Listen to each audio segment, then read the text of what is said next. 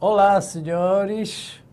Chegamos ao nosso sexto encontro do primeiro grupo de nossos assuntos, do nosso curso. E aí, vamos verificar, através das questões que eu vou comentar com os senhores, o que foi que ficou. Mas você vai passar. Vamos lá.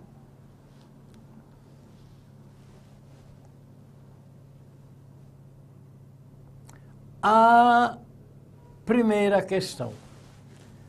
Por volta do século XVI, associa-se a formação das monarquias nacionais europeias.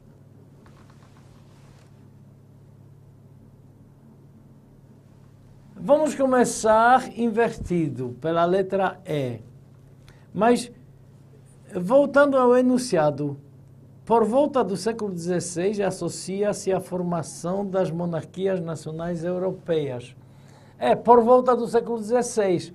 Mas, como eu disse já para os senhores, as monarquias nacionais ou estados modernos, elas passam por um processo de formação dependendo do lugar, desde o século XIV até o século XVII, praticamente. Não é? Então, a questão aqui está se referindo mais ou menos no meio do caminho. Justamente no período onde mais se desenvolveram os estados modernos ou as monarquias europeias. Aí nós temos a primeira alternativa, por volta do século XVI. O que pode ser associado à formação das monarquias nacionais europeias? Aí a letra E nos diz: o surgimento de uma vanguarda cultural religiosa e a forte influência do ceticismo francês, defensor do direito divino dos reis. Meus senhores, se estamos falando em monarquias nacionais europeias e nelas existia o padroado, como é que podemos destacar como característica importante o surgimento de uma vanguarda cultural religiosa? Obviamente,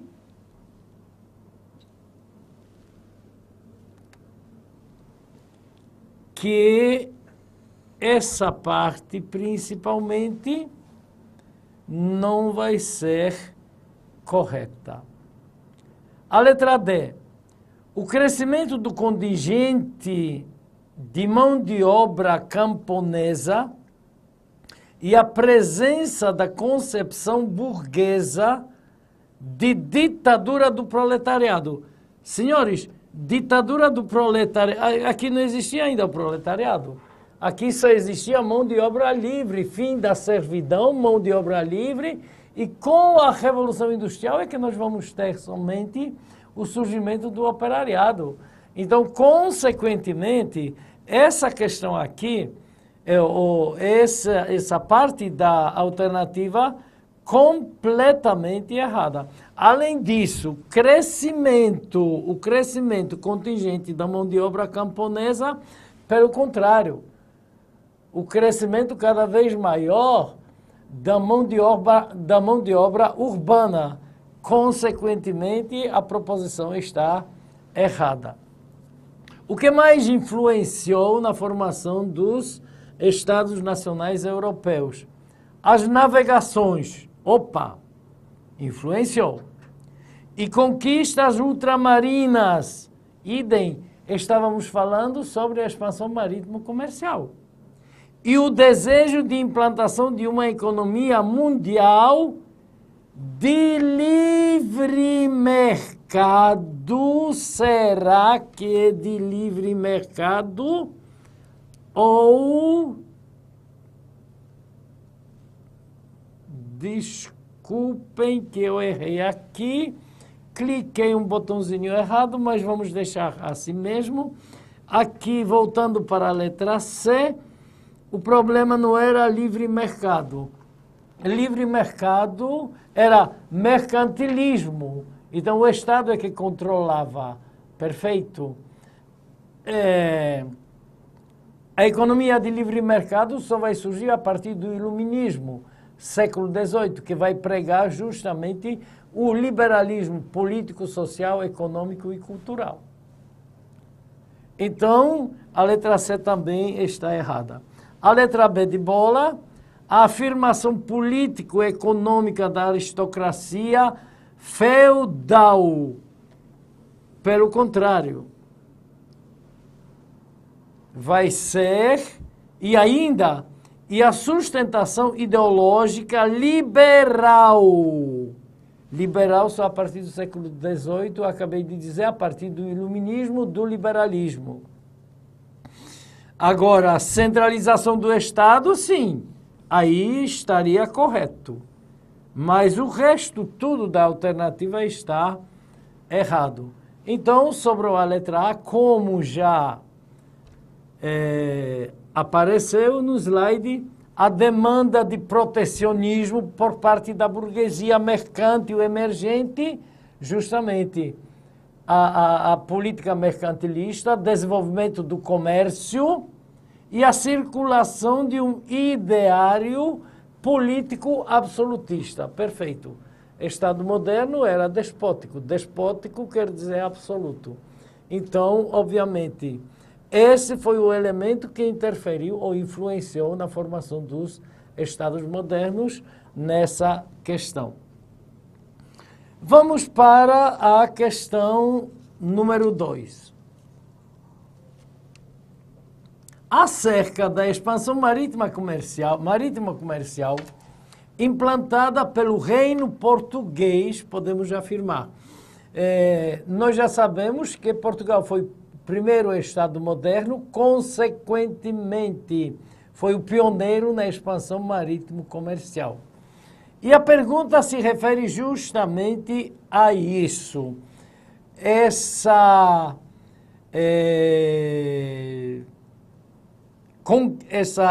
conquista dirigida pelos portugueses como pioneiros na expansão marítimo-comercial. Vamos ver na letra A.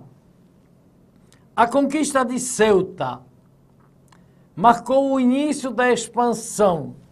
Os senhores podem observar aqui. Nós vimos isso, a conquista de Ceuta, perfeitamente.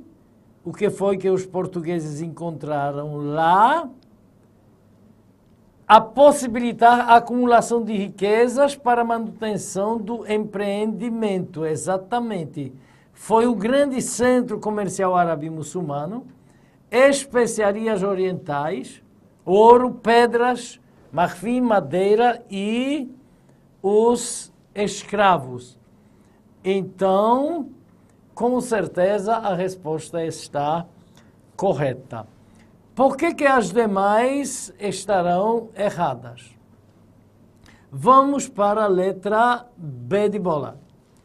A conquista da Baía de Arguim permitiu a Portugal montar uma feitoria e manter o controle sobre importantíssima rota comercial infra-africana? Não, pelo contrário. O comércio que os portugueses desenvolveram e que tinham interesse era levar os produtos da África para a América e a Europa. E não entre a África. Vamos para a letra C, portanto. A instalação da feitoria de São Paulo de Luanda possibilitou a montagem de grande rede de abastecimento de escravos para o mercado europeu ou para o mercado americano. E aí, senhores? Mas está tudo certo nessa proposição. Menos mercado europeu. Agora, vendiam para a Europa também, vendiam, só que não como uma grande rede de abastecimento justamente do mercado europeu. Vamos ver a letra D de dado. O domínio português de Pirro e Sidon e o consequente monopólio de especiarias do Oriente Próximo tornaram desinteressante a conquista da Índia. Meu irmão! Pelo contrário, o problema era conquistar a Índia, por quê? Porque a Índia era o maior produtor das especiarias orientais e as especiarias orientais eram produtos mais caros do mundo. Então é claro que aos portugueses interessava a conquista da Índia e não as especiarias do Oriente Próximo. As especiarias do Oriente Próximo, na verdade, eram as especiarias trazidas já das Índias.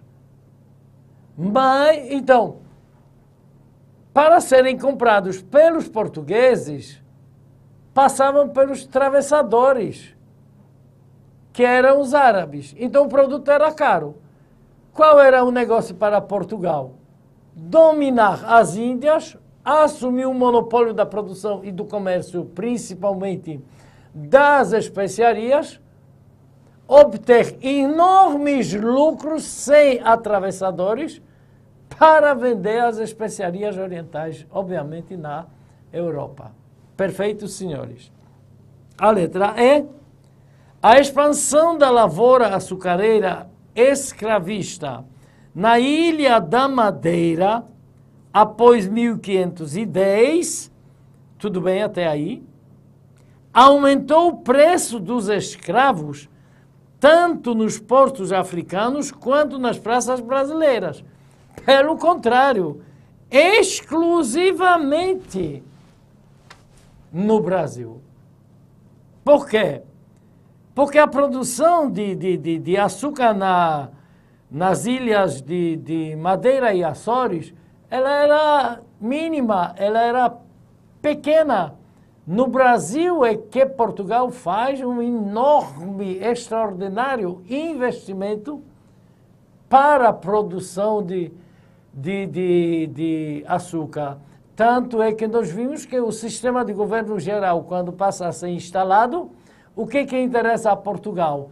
Expandir por todo o litoral da colônia a economia açucareira, porque era um produto exclusivo, caro e garantido para ser vendido na Europa. E todo mundo precisava comprar dele. Por quê? Porque era muito mais barato comprar dos portugueses do que comprar das Índias Orientais, obviamente que o produto era super, mega, hiper mais caro. Portanto, a letra E está errada também. E aí, como é que nós estamos indo nessa revisão das questões comentadas? Estamos acertando muito. Você vai passar. Vamos para a questão número 3. Enquanto os portugueses escutavam a missa com muito prazer e devoção,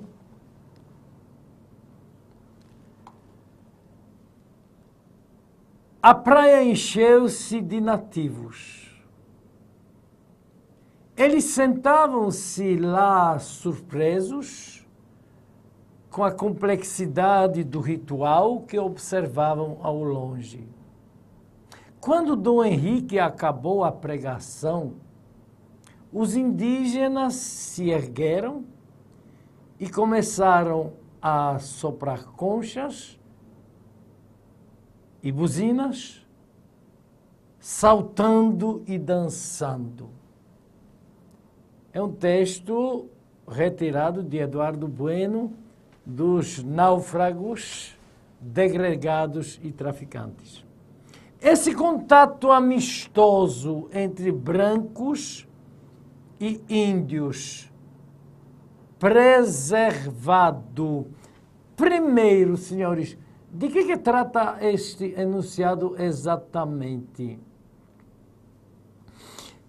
Ele trata do encontro das culturas.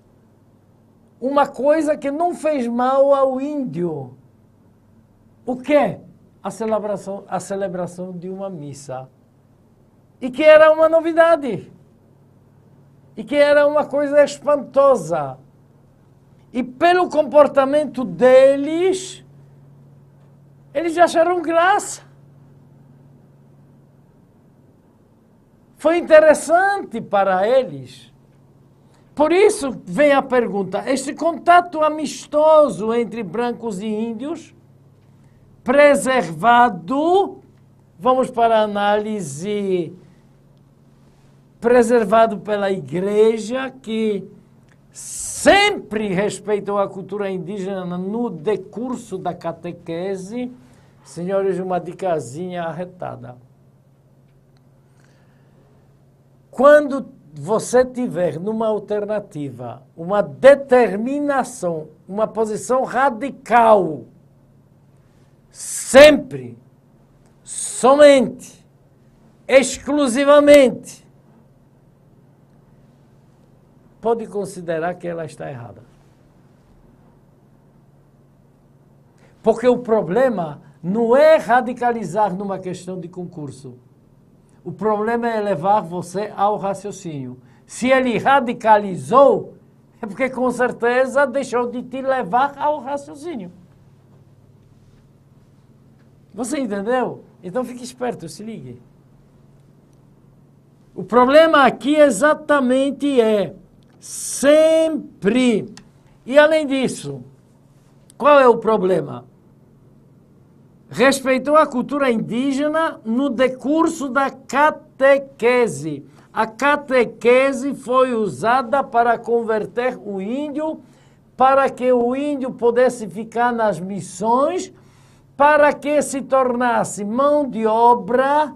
Os jesuítas ensinavam o índio a trabalhar, para que ele se tornasse a mão de obra, para que ele pudesse se tornar a mão de obra produtiva nas missões, para que ele pudesse produzir o excedente, para que os jesuítas pudessem vender, e principalmente à base de contrabando, a burguesia, comerciantes,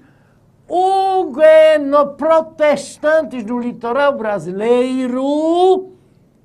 E olhe que os jesuítas nasceram contra o surgimento do protestantismo. Em nome de Deus. Vale tudo. Vamos para a alternativa B.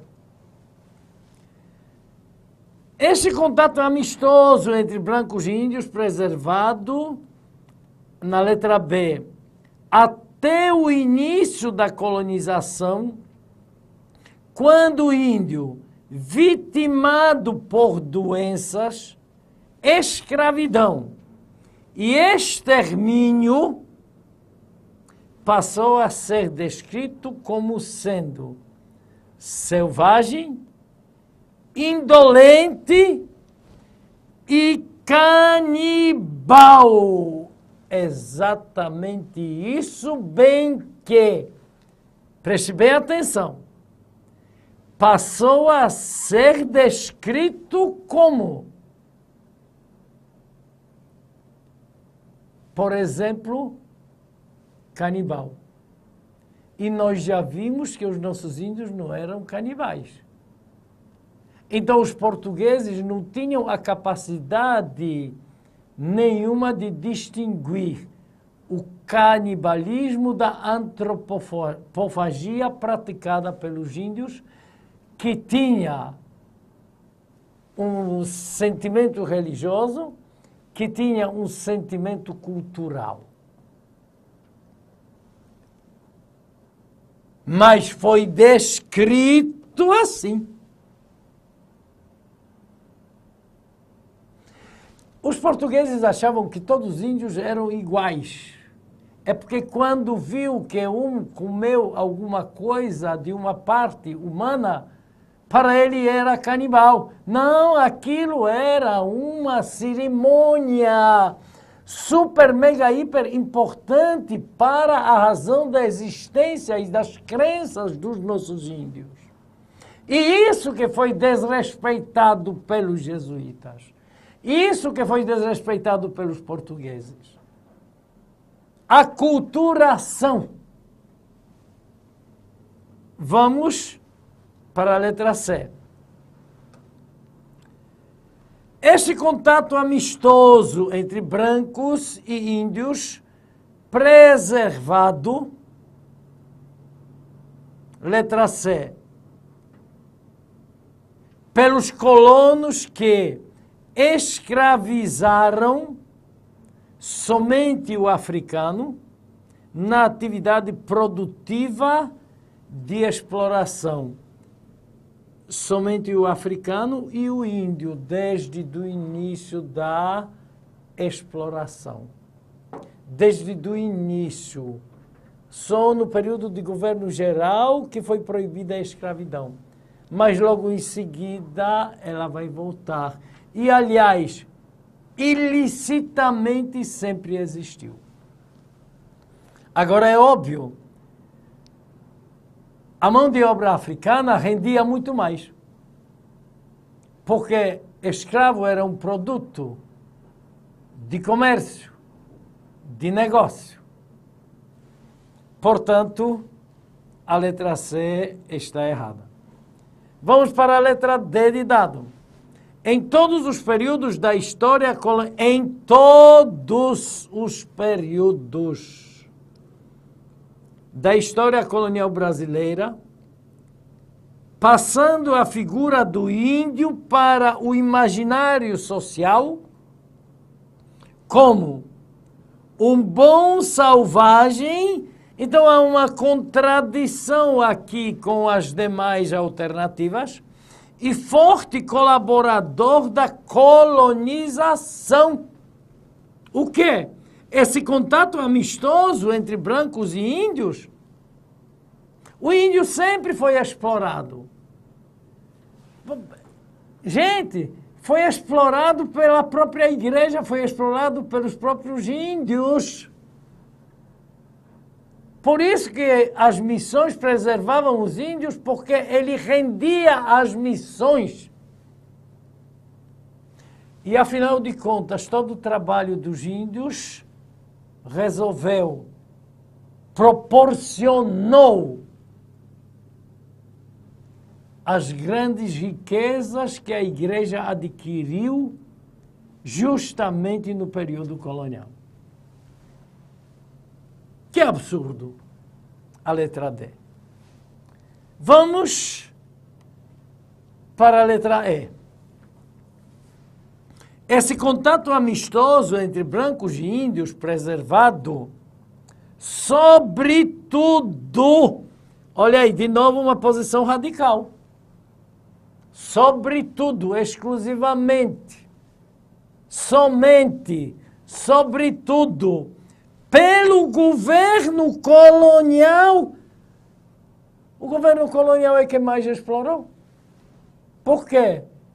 Porque tudo era em função do Estado. Então, só pelo princípio de que tudo no Brasil era em função do Estado, já nos dá garantia de justificarmos que não existia jamais um contato amistoso, principalmente dirigido pelo governo colonial, porque o índio serviu aos interesses do Estado. Só com esse princípio já justificamos a alternativa completamente errada. E ainda diz mais, que tomou várias medidas para impedir o genocídio e a escravidão. Na verdade, foram tomadas duas medidas. E aqui está falando várias. Só que elas na prática não funcionavam. É feito no Brasil as leis. Tem criada tanta lei, mas ela não funciona.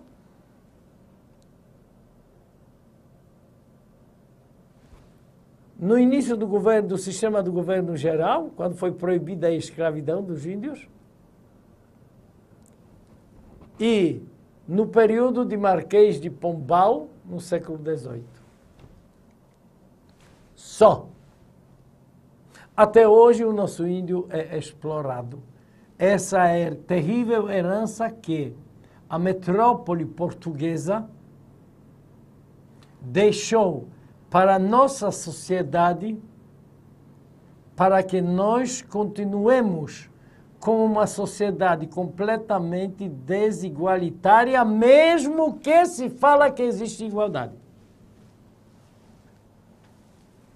Olhe uma colocação no concurso, numa questão para colocar você a refletir em relação a essa questão.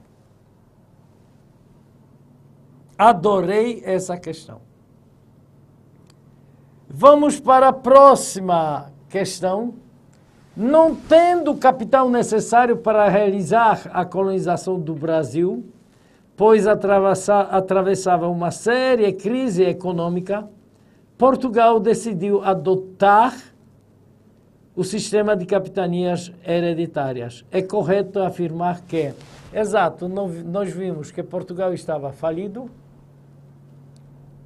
nem potência militar era, perdeu o monopólio do comércio, das especiarias orientais, perdeu a sua burguesia, enfim, a tarefa da colonização do Brasil, através do sistema de capitanias hereditárias, passou para os nobres. Só poderia passar para os nobres porque ele próprio destruiu a burguesia, ou seja, para os chamados fidalgos. A pergunta é, em relação a isso, é correto afirmar que, a letra A, as capitanias hereditárias foram entregues aos capitães donatários com o compromisso de promoverem seu povoamento e exploração.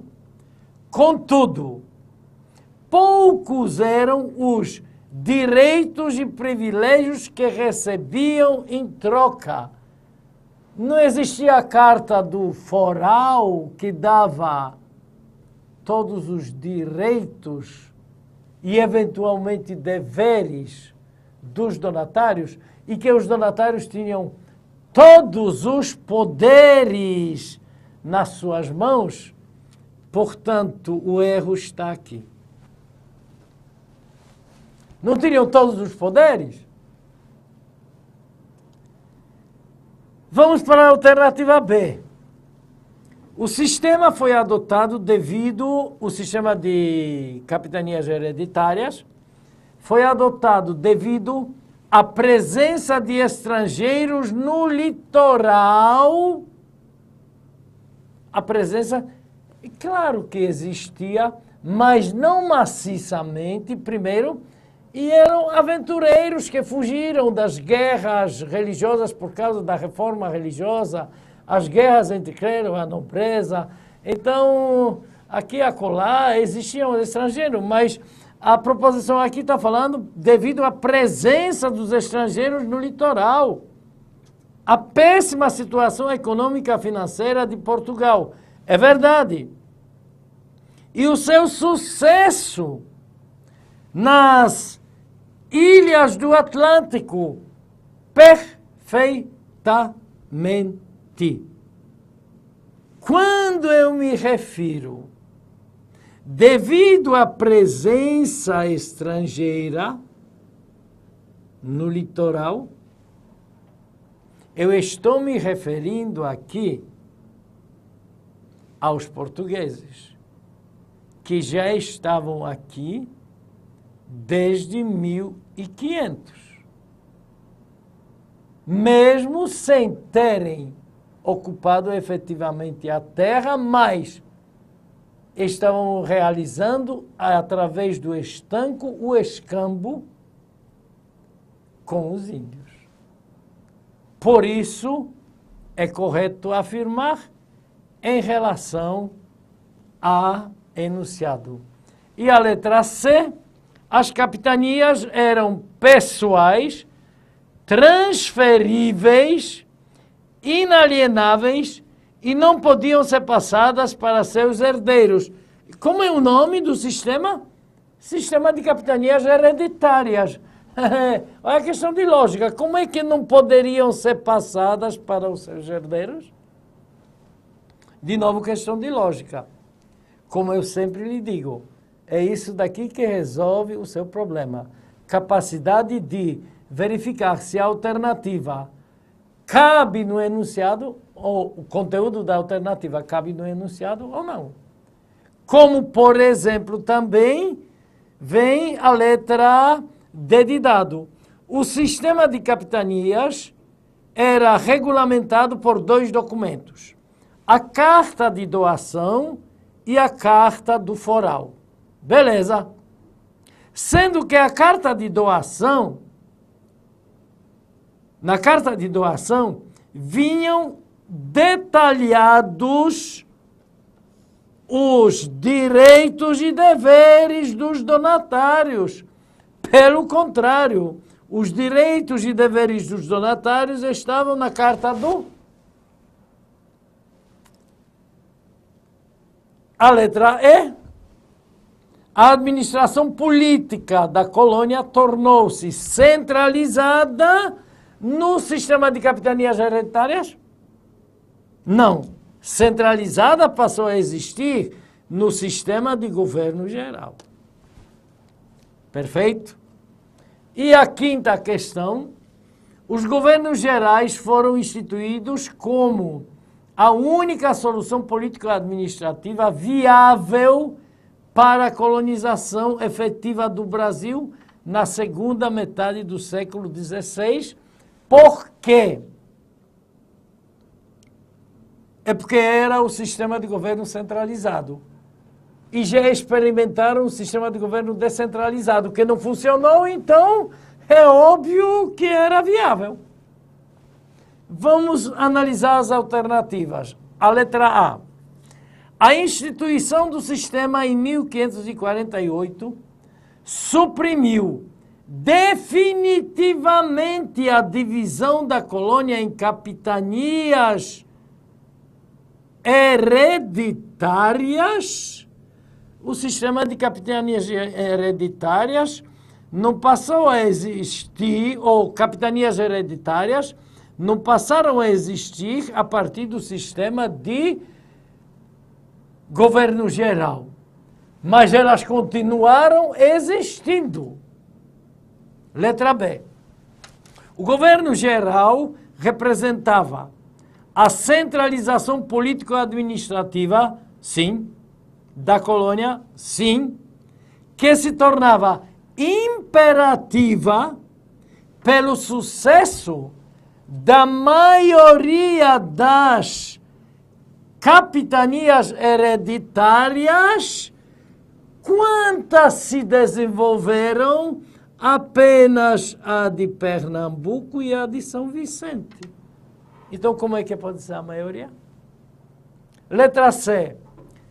O risco crescente criado com a autonomia excessiva das capitanias hereditárias levou o Estado metropolitano a organizar o governo geral para substituí-las. O sistema do governo geral,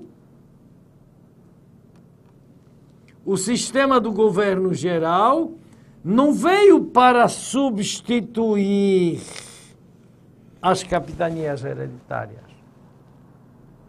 Ele veio para administrar todas elas, tirando a autonomia do governo, dos donatários. A letra D, que já apareceu correta aqui, O governo centralizado na colônia correspondia melhor à definição absolutista do próprio governo metropolitano. Óbvio. Um governante com todos os poderes. Qual era a cara de Portugal? Um governante com todos os poderes. Estado despótico. E, finalmente, na letra E, o governo geral constituía-se em nível político como um regime descentralizado. Já ficou bem claro acima que não, que era centralizado, o sistema de capitania hereditária já era descentralizado, e em nível econômico, como uma grande empresa particular, não porque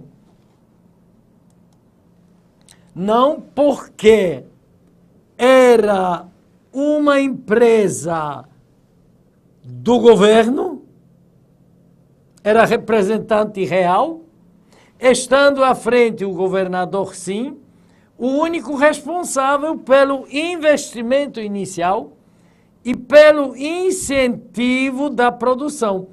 O único não.